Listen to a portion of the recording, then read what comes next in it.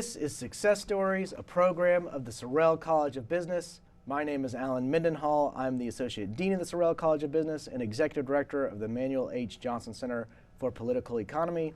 Success Stories is a program that highlights the lives and careers of people who have accomplished great things. And my guest today is Susan DuBose from the Alabama House of Representatives, District number 45. So Susan, thank you for joining us today. Thank you for having me, Alan. And you were elected just about a year ago. That's right. I'm barely 1 year in, and it has been fast and furious, and you got to just jump in and learn. It's like sink or swim. So I have loved every minute of it. Well, and how was your first term? I have to tell you, it went very well. We were well prepared. Leadership, especially Speaker of the House Ledbetter, did a great job preparing us, giving us opportunities to learn. We had mock practice on the floor. I felt very prepared, very confident, and had the opportunity to pass legislation that I felt like was really important. Was it everything you thought it would be coming in? Did it meet your expectations? Was it like how you conceived it to be? It exceeded my expectations. I don't think you can ever really know what it's like until you're there. Even watching from the gallery is so much different than being on the House floor. But I loved it. I felt like I was really doing good things. I felt like we all as a House, both Republicans and Democrats, worked well together. We are a cohesive unit, and it's so different from what I feel like DC is. But honestly, it exceeded my expectations. And what drove you to run for office to begin with? What motivated you to do that? You know, it's not anything I ever planned to do. It was definitely not part of my goals or my life plan. I just found myself in a position where I saw this opportunity. I was, I was president of the Republican Women of North Shelby County, and I had been engaged in Republican politics for a long time, probably 10 to 15 years. And I had listened to public servants. I had listened to them speak. I had helped with campaigns. And so I kind of had a lot of just knowledge, not to mention the fact that I'm sort of a policy nerd and I love policy. So I had closely followed issues, especially state issues, for a number of years. And I knew what was important to me and what I felt like was important to my district. I ran against an incumbent because I felt like he wasn't doing a good job and he wasn't really representing our district to the extent that I felt like he should. And I just decided within a month to run. I mean, it just occurred to me that, I think we can find a better person. There's a couple of things he voted on that were very disappointing to me, and I just ran. I just did it. Good for you. That's awesome. And you grew up in Biloxi, or you were born in Biloxi, is that correct? And did you move to Alabama for college? Is that how you came to Alabama? Yeah. Okay. So I grew up actually in Ocean Springs, Mississippi. I was born in Biloxi, right next to Ocean Springs. I had a great childhood. I lived on the bayou, and I spent all summer on the water fishing and just crabbing, and just a great small town existence. And I ended up going over to the University of South Alabama for college. They had you didn't have to pay out-of-state tuition because it was so close. And that was important to me. I also grew up from in a family very lower middle class. I had to contribute to my college education by working. And so it was important for me to be close enough to home, be able to work. I didn't need a car to get there. I could ride with friends. So I went to South Alabama, completed my undergraduate degree there, went into banking. And then while I was working for the bank, I got my master's degree at Spring Hill College. So you studied finance at South Alabama, correct? What made you choose finance? I always just liked numbers. I felt comfortable with numbers, and I felt like it would lead to a job that I would enjoy. I'd drive by and see women working in banks, and I thought, that looks like something I might like to do one day. I even thought about going into the investment side of things. But, I didn't really have any real feeling about why I wanted to do it. Just kind of the opportunity was there. I interned for a finance company while I was in college, worked and interned for them at the same time, went to school. But, it's just something that seemed like it would be an enjoyable job. And my intent was to continue a banking career. I wanted to be I was going to be one of the top female executives back then.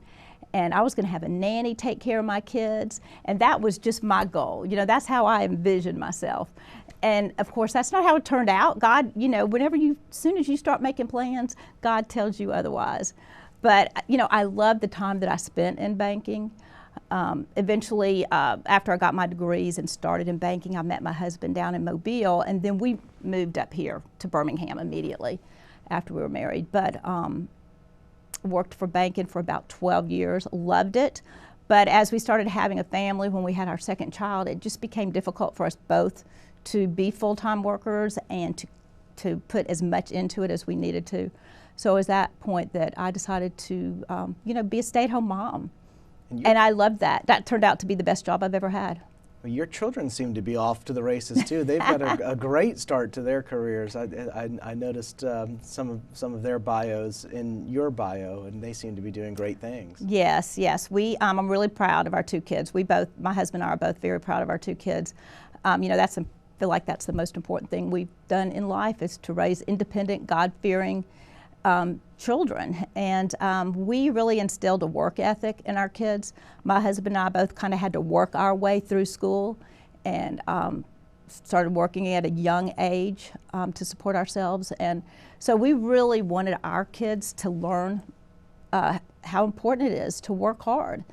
And so they did. My son went to he's an aerospace engineer. He went to Georgia Tech, and he did their co-op program. He worked one semester, and then he went to Georgia Tech one semester, and he alternated all the way through college, still graduated in 4.5 years, still was with highest honors in aerospace from Georgia Tech, and got a job while he was in school working for Lockheed Martin, and still works for them out in Texas. So I was real proud of him, be able to balance the working and going to school. He was in a fraternity. He also played club lacrosse. So I felt like, even though in Georgia Tech it's a very intense learning environment, he still was able to balance it. It's a work hard, play hard type situation. That was a good fit for him. My brother went to Georgia Tech, and I'm very familiar with the campus there, having grown up in Atlanta. I always liked what Louis Grizzard, the Southern humorist, used to say. He said, I applied to Georgia and I applied to Georgia Tech, and Georgia Tech wrote me back and said I couldn't get in because I didn't have enough pimples. So I love Louis Grizzard. I miss him. Oh my goodness. So funny. Most people don't even know who he is anymore. I love him. Oh my goodness. But no, it was a good fit for my son, and he absolutely thrived there in that challenging environment. Well, did you see where Spring Hill College was just rated the most beautiful campus in Alabama? I didn't know that, but I'm not at all surprised. That avenue of oaks, the big oak trees over when you drive in, is absolutely gorgeous. And I do miss that about the Gulf Coast, having grown up on the Mississippi coast and lived in Mobile several years. I love those big oak trees with the moss. Do you get back to the coast often anymore? Yeah, we do. My husband's family is still in Mobile. I still have my dad, aunts and uncles in Ocean Springs. So we get back a good bit. And you earned your MBA at Spring Hill College, correct? Right. And it was actually the first, they had just started their MBA program. I guess I might have been one of the very first MBA graduates that they had. And I actually ended up getting my degree from my MBA from Spring Hill, thinking I'd have some different teachers. They ended up hiring all the teachers from South Alabama to come over and teach at Spring Hill, so I had a lot of the same teachers that I'd had in undergraduate. But no, I thoroughly enjoyed that. That was a night program because I did that while I was working, and the bank paid for it. They did that back then. Yeah, that's something that you don't see as often, but that was very common. Yeah. Mm-hmm. You have taught Sunday school and vacation Bible school, and you're very open about your faith. Would you be willing to say a little bit about the role that faith has played in your career and your life and some of the major decisions you've had to make? Yeah, sure. So it's everything. So I would just say, you know, everything I look at is from a biblical perspective. I tried to live my life according to a biblical view. I ran for office making that statement up front, and not just so everybody would know. It's a reminder to me about what I stand for. So when I make these public statements, it's a reminder, because it's easy in this role as a public servant to get off track and to forget what you stand for. So I say it publicly, and I say it to myself biblical worldview, and it has greatly impacted what I stand for. I mean, I passed, the first bill I passed was the women's sports bill that says you need to play sports at the collegiate level according to your biological sex, because we know biblically that there are man and there's woman, and there's a distinct difference in men and women, and God made us this way. We are designed by God. We're different. So, that's played right into that bill, which, as a matter of fact, passed with resounding support from Republicans and Democrats. We had one of my good friends, a Democrat, Patrick Sellers, come down and speak on the House floor on behalf of that bill. He got a standing ovation. It's the only standing ovation that occurred the whole session, either in the House or the Senate. And that was for my bill, and that's because Patrick Sellers, who is a minister, came down and talked about the biblical perspective of men and women. Wow. Which committees do you serve on in the House? So I'm on the Education Committee, okay. I'm on the Health Committee, and I'm on the Fiscal Responsibility Committee. Education and Health are two big, busy committees. Education, I asked actually for both of those. I'm probably not qualified for either one of them, but it's two of the most important issues facing our state. And so I asked to be on the Education Committee. We have to admit we've got issues in Alabama with our education system.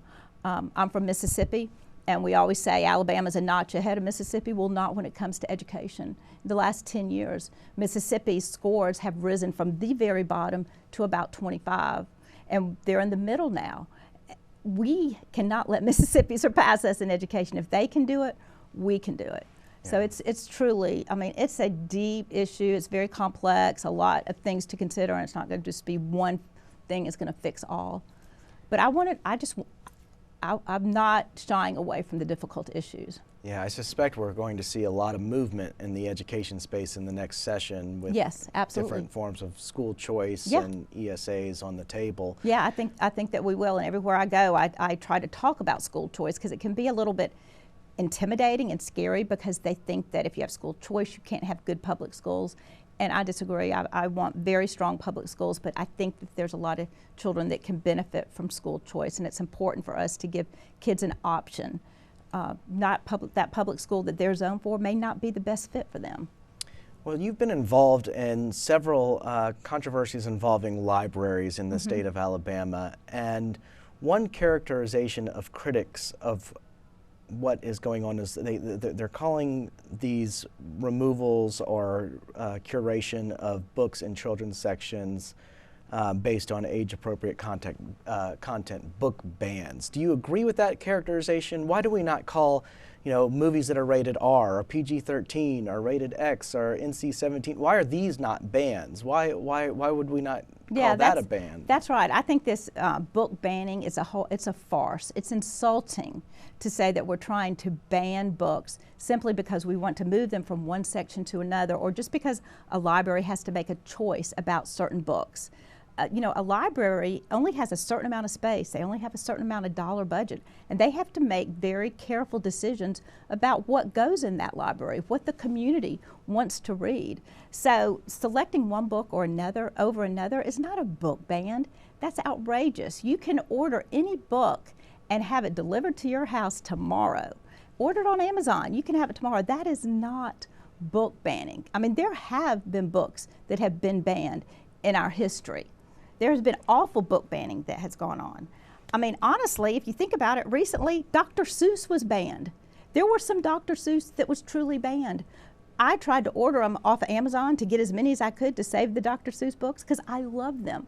But there were certain ones you could not even order them on Amazon. So talk about banning, that book received more of a ban than any of the books that we're talking about in the state of Alabama. Well, it's interesting because the term ban raises the specter of censorship. And what's interesting to me is how many people on the left are now bowdlerizing classical text for sensitive content, going through and, for example, removing words or changing words from Huck Finn. Because those words are considered politically insensitive today. And of course they are insensitive, but they are also historical. That's right. And you lose a sense of historical context if you start erasing or tinkering with the text as it was written at the time by the author. I completely agree. I completely agree. And, you know, that's another reason I'm telling people now, buy hard copies of books. Don't just rely on the electronic system anymore, because that can be changed. But I've started, you know, going back and collecting old books again. I think it's very important we have hard copies of books. And now there are some libraries that are into this new thing about we're not going to have any books in the library unless they've been published within the last 4 years, which means you're getting books that the content could have been updated. I don't understand that at all. I don't know where that's coming from. Somebody ran that by me the other day, and I don't get that at all. No, and you've been a critic as well of the American Library Association. Yeah, yeah. I wrote an op-ed. I started studying the issues going on in our libraries when we had something come to North Shelby County, and the library refused to relocate a display on the grounds that it was considered censorship, moving it from one room to another, for example, from the children's section, just moving it out. That was censorship according to the ALA, so they could not even vote on that issue. So I just started digging into that, and I think most people would be very disturbed if they found out what the ALA stands for now. It's really become an activist organization about political issues. It's not about enriching the love of reading anymore. It's not about literature, and it's not even about just educating and encouraging reading anymore. It has taken a turn, and this has gone on probably for the last 15 years, to where they are truly a political activist organization. And, you know, and I said, and this is public knowledge, that the president of the ALA is a proud and loud Marxist. She calls herself that. She ran on a Marxist philosophy, and I think that's problematic, that we would let any professional organization in our state that's led by a Marxist have an influence in our local libraries or any libraries in our state. I find that extremely problematic and disturbing, and I think if more people knew about it, they would be equally disturbed. Well, leaving the library issue aside, what do you think is the most pressing challenge facing Alabama today? Which issue, above all others, needs to be tackled first and foremost? Yeah, it's got to be education. That leads to everything. You know, if we can't have an educated public, we cannot fill all these jobs that are coming to our state. We're doing a great job building our economy and bringing in new industries, but we've got to have an educated workforce. We've got to honestly get some of our people back to work. So we have a very low workforce participation rate in our state. It's about 57%. It's below, it's one of the lowest in the nation. We need to get that up a few notches. And one of the problems with one of the things, the deterrents about not going back to work, is that they're not educated for the jobs of today. So we've got to do a better job educating our kids as they're coming out of high school for the jobs that exist today. It's going to be a lot of tech schools. It's going to be, you know, a different type of education. It's not going to be the emphasis on strictly 4-year degrees that we've had in the past. We need people coming out of high school. We need to make sure they're skilled in the jobs that are available. Back when you were a commercial lending officer, did you ever picture yourself in politics? Never. Never was part of my goal. You know, I didn't see that at all. I did not see that coming. That was something, you know, and that's something that I hope that your viewers understand. Not very many people have their life figured out from the very beginning. Not very many people are able to say, you know what, I want to be president of the United States one day and actually go there. You know, your life takes turns, and there's challenges, and there's ups and downs. And I think sometimes it's just taking advantage of opportunities that come your way, and being flexible. Sometimes it's just working hard at the job that you happen to be in until that next job comes along. You know, life is very interesting, and I talk to a lot of kids that early on, you know, as a 20-year-old, they think they got to have it figured out. You really don't. You really don't. You just have to put one step in front of the other and work hard at whatever it is that you're doing. So if you had, let's say, a couple of college students sitting here right now and we're talking and there are just two more chairs and they're asking you, what should I do when I graduate college? I don't know what I want to do, because that's very common. I hear from students all the time and they have no idea what it is they want to do with their life. They know they want to go out and they want to get a job, and they're in college because you're supposed to go to college, you're supposed to get a degree, you're supposed to do this or that, but they haven't found their sense of purpose. What do you say to those people? As someone who has taught children and taught Vacation Bible School and taught Sunday school and raised children of your own, how do you advise someone like that? Some people will say, follow your dreams, and I don't really go with that. What I say is find what you're good at, because whatever you're good at, you're probably going to enjoy and you're going to love. So if whatever you're doing well in, whatever you're attracted to while you're in college, find a job in that direction and just go that direction and see how it goes. And you know what? It's okay to change your path.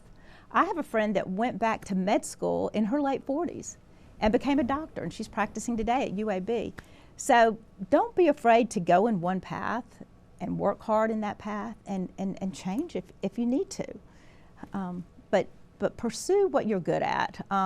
You're going to enjoy what you're good at. You will reap the benefits of working hard in that area. Well, for what it's worth, I say the exact same thing to students. Okay. I really do. Well, and you know what you're talking about, well, and I don't. I usually tell them, look, you usually enjoy what you're good at, and you're good at what you enjoy. Yes. So figure out what that is and find a career centered around that, because you typically can find something about that. Because if you like what you do for a living, you don't really feel as though you're working. If you you enjoy exactly your work, right. It doesn't feel like work. Well, what are you most excited about for Alabama's future? And I'm not talking about the football team, I'm talking about the state. But what opportunities? It seems as though red states are really on the rise. I was with the state comptroller of Texas recently, and he was saying if Texas were its own country, it would be the 8th largest economy in the world. And when you consider Florida and the economic boom that it's experiencing, you think a lot of these red states are doing things right. Can Alabama be another one of those states? What can we do to enjoy that type of economic boom that our neighbors are enjoying? Yeah, absolutely, we could be one of those states, and there's no reason that we shouldn't be, and I think we're heading in that direction. So one of the things that we've done really, really well in Alabama is we're very fiscally sound. We have a very strong financial statements. We have reserves. We have rainy day funds. We have reserves for our rainy day funds. So I think fiscally, we've done well. It will go well for us in the future because of that. I think that what we need to do going forward is sometimes take a few more bold steps. Sometimes I feel like we're a little bit timid. I think we need to be a little bit bolder and a little bit more aggressive in some of these things that we know are the right thing to do. We've done a good job attracting. We've got tax incentives. We've done a lot. We've had this game plan attracting industry to our state. I think that's great, but we've got to fill those jobs. We've got to be a little bit more aggressive in all areas. And gosh, y'all, this is the great. We're so lucky to live in the state of Alabama. I mean, do you agree? Oh, I totally feel agree. like we are so lucky to be Alabama. And one of the reasons for that is even the Republicans and the Democrats are conservative. We're a great state of faith, and I saw that more than anything down at the State House.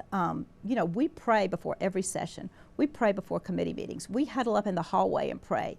I have people come into my office to pray for me.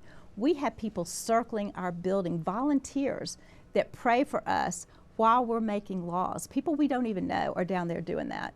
I mean, when we've got that kind of faith on both sides of the aisle, we need to know that we have the strength to do whatever we need to for our state. And I don't think you can say that about every state. You can't. Alabama is unique in that position, and that we are a very strong people of faith. That's a very good point, because in this age, the media tends to emphasize the fracture and the division among the American populace. And even in Alabama, we get that a lot in our media about how divided people are.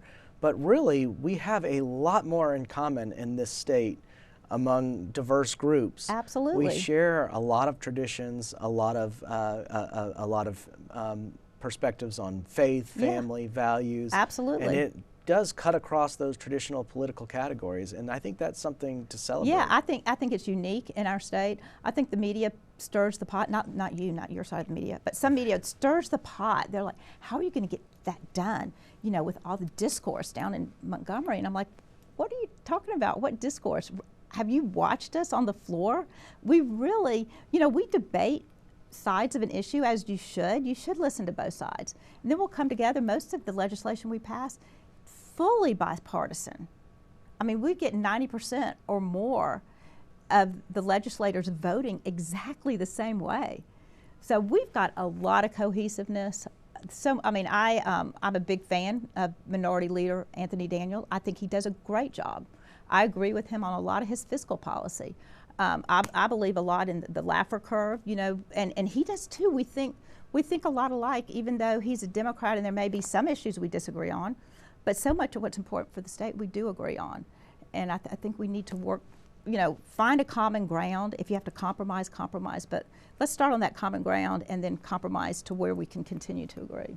Well, Susan, I think that is a wonderful place to end. And thank you so much for coming on the show.